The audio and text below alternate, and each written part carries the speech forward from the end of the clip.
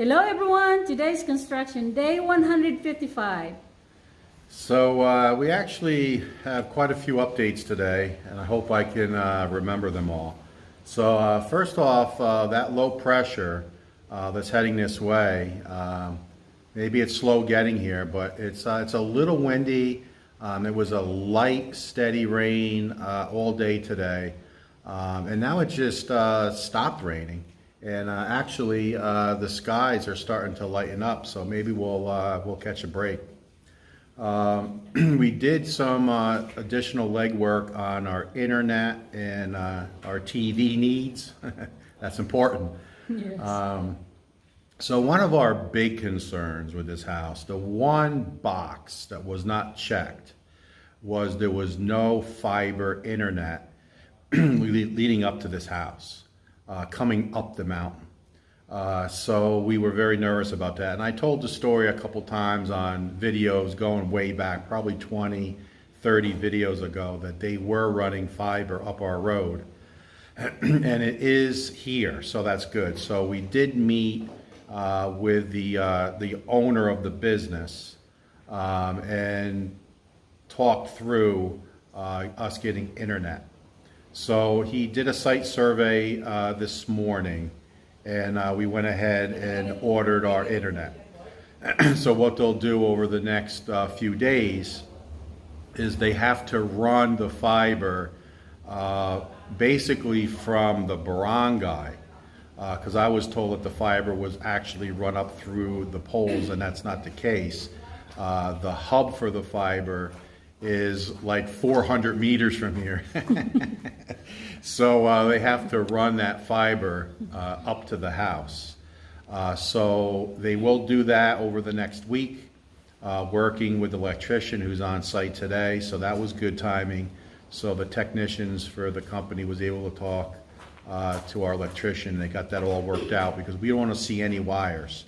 So we had two options. We could run it up the main poles, and then we would see the fiber coming from, say, where our transformer is, all the way up to the house. Or we could run it behind our home, up that secondary line that I've mentioned to you guys several times. And then we would never see the fiber would be behind the house and would go basically right underneath the roof and up into the attic space. Because you can see here the ceiling is only partially on. So it's the perfect time to do it. So they're going to get all that run before the ceiling goes up. So that's good news. We also stopped, just because we don't know how reliable this fiber is going to be. It's new, run up the mountain here. We are going to get cable TV as well through satellite. And we're told it works very well. So it's called Signal. So we met with them as well. Told you we've been busy. And that's really cheap. It's like $50 for them to come up here and put the antenna or the dish on the house. And then you can get up to like 200 channels. And most of the channels are American channels, CNN, ESPN, things like that. So we're very, very happy about that. And we will get those wires run before the ceiling goes up as well. So they don't do a site survey, but it's a pretty easy installation. We have the conduit run in the wall. So it's just a matter of doing a tie wire, and the signal will be up on the roof. The satellite dish will be on the roof. So those two things we've been running around trying to get some information on, right? It's not that easy because we don't know where to go to. So we had to stop and ask a lot of people. Yeah. Where'd you get your signal? Where'd you get your Wi-Fi? Yeah, I mean, we basically drove down the mountain and we were looking to find the fiber, and we found it, and we kept driving down trying to find a home or a business that actually had the fiber running to it. And it's like the fiber is run up to the mountain here, but no one's ordered it. Yeah, so that's why, it's different for if you are in the national highway. It's Right. easy. Right. But we're up in a mountain, so it's different. It's not everybody that have Wi-Fi here in our area yet. Right, very So, few does actually. yeah, just very so, few. So that hub has 8 ports, and I guess you can add 8 ports at a time. So the line that comes all the way up actually stops about 400 meters from our house. Below us. Yeah. Below us, and there's a hub there with 8 ports, and only 3 ports have been purchased. So there's 5 ports available. So we just bought that 1 port. So they'll run the fiber from that port, that hub, up to our house. So the owner said, "Hey, just go down to your barangay," and gave us the name of the people who have purchased those 3 fiber lines, and talk to them and see how the fiber is working for them, how their Wi-Fi is working. So we're going to do that today. We're going to run down there and try to find them. Wilma says she knows where it is. Yes. And we'll go ahead and talk to them. So TV is important. Yes. Wi-Fi. Wi-Fi is important. Yeah. So we were worried about that. We were very, when very we worried purchased about it. This property. Yeah, we were concerned because you can't be that much off the grid, right? You have to have TV, you have to have good Wi-Fi. So we're going to cross our fingers. We're doing both just because if one goes out, hopefully we'll have the other one. You guys know we're going to have a generator. There's also no work on the roof today because of the steady rain, so the guys are inside. What they're doing today is they're putting up another door, and they're also working on putting the doorknobs in. So I'm going to spare you guys. I'm not going to video the guys putting in doorknobs. That would not be good. Update on Philip and Pino. We'll start with Philip. We did walk back to Janelle's yesterday, and Philip is doing good. He was running around. And tell the story when he saw me. Boy, he was really happy, licking your legs all over, and he just run by me. Yeah, Wilma was ahead of me about 8 feet, Yeah. and he ran by Wilma as fast as he could run, as he could run, and yeah, he tackled me. He actually wrapped his front paws around me, and just kept licking me and crying. So he definitely missed me. So it was good to see him. Pino's doing well. Ramel tells the story that he has not cried at all. He's doing really, really good. He's got a friend. I guess there's another puppy right there, and there's somebody watching him during the day while Ramel is here. And he says that Pino's doing great. So that's good news.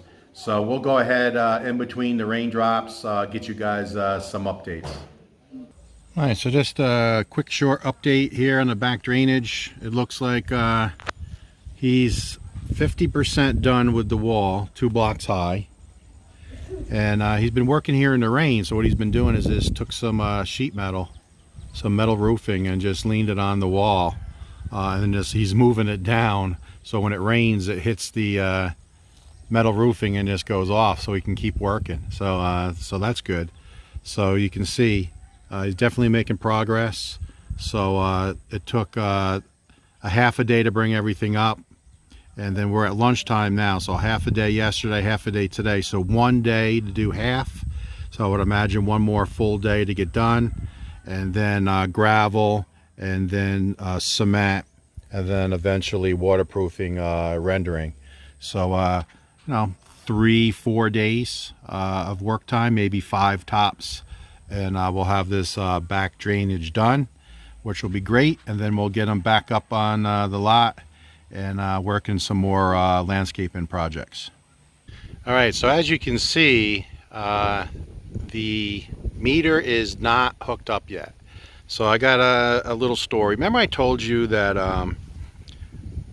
I was warned that if the Norico people sees a foreigner, things can go sideways. So I've been doing my best to try to just stay not involved. So we got an email from our architect and said, we're coming up and we're going to install the meter.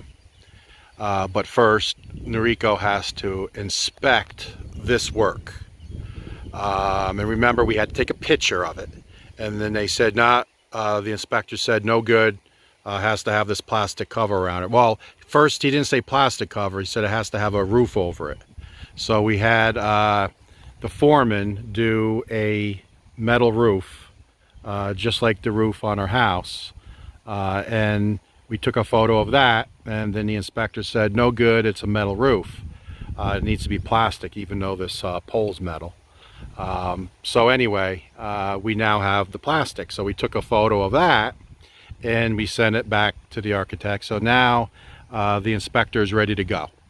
So about 4 work days went by. So we pinged the architect and said, hey, we're ready to go. It's been 4 work days. Where are we at with the inspector?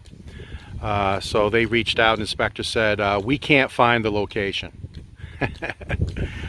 So what the architect did, and I'm very, very happy, he went and he had his guys, not him personally, but had one of his workers actually go to the office and pick up the inspector and drove him to this spot to inspect it.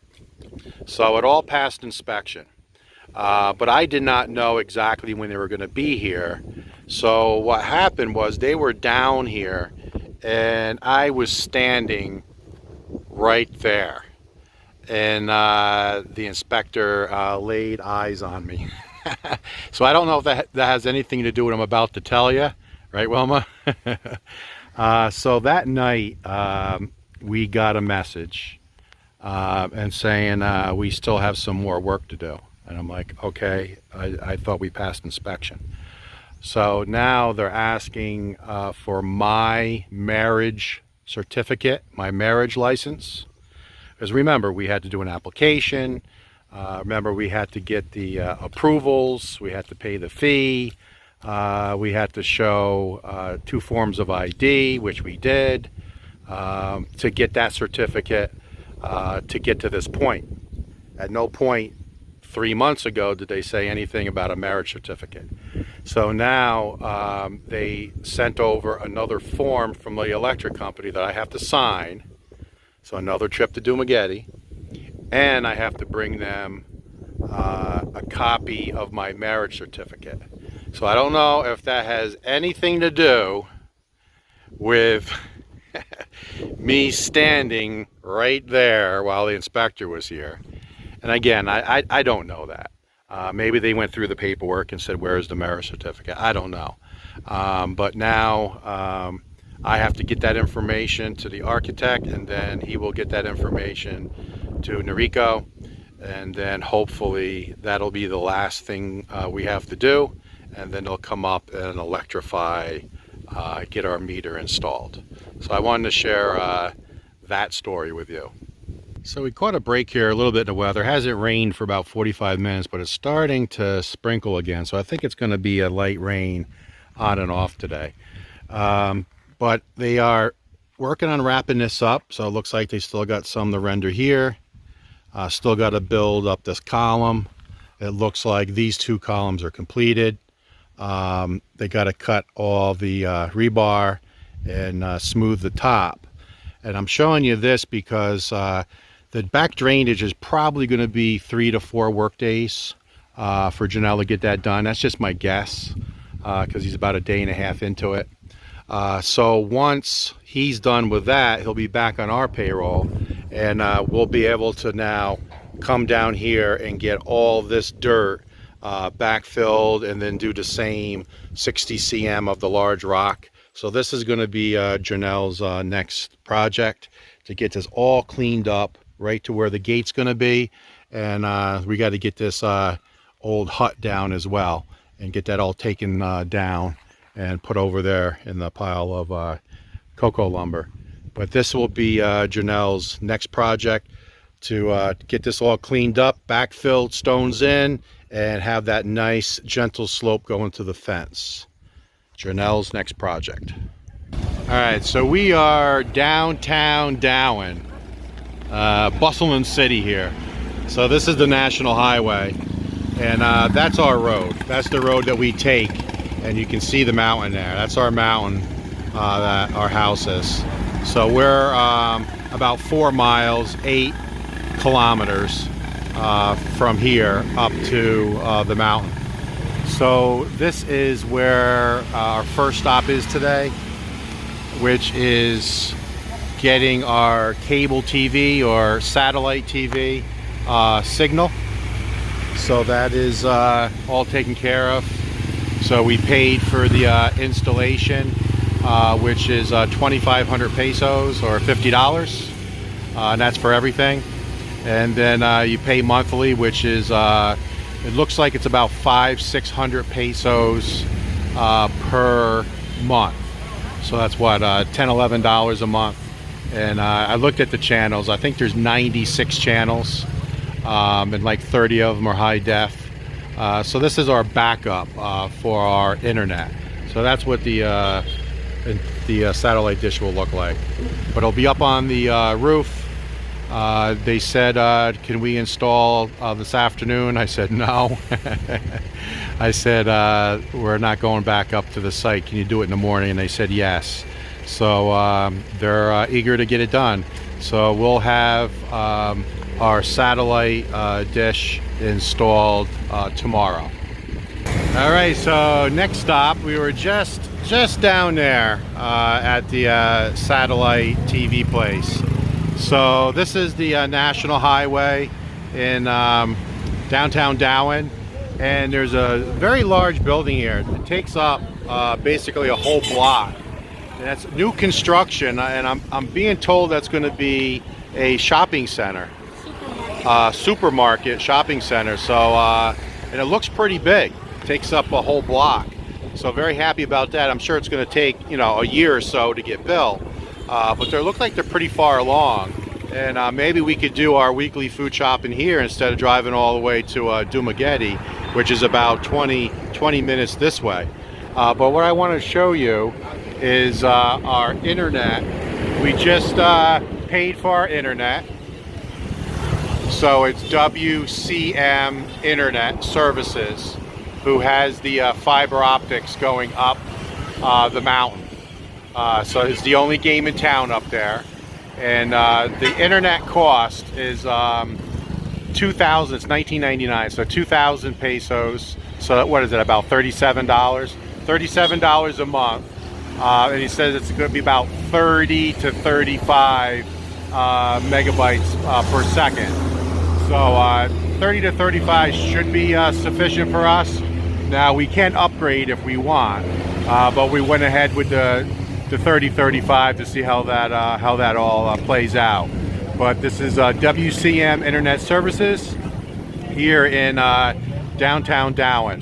Now the fact that we have to run 500 meters of fiber, that is on me. So that cost is $254 or 14,000 pesos.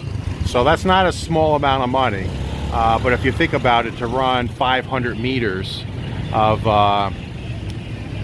fiber all the way up that mountain to our house, and that includes all the installation as well as the modem and all that. It's all included. 1-year contract. So 19.99, 2,000 pesos a month, and then it was 14,000 pesos just because we were so far. The typical install is 3,000 pesos, but the fact that they have to run that fiber so far, it's $254. But still, it's necessary to have internet these days. So I just wanted to show you that. So that's the way to Dumaguete, and this is downtown Dauin. So we got 2 more things off the list today, right? We accomplished a lot today. We accomplished a lot. We got the internet paid off. They're going to run the line starting tomorrow.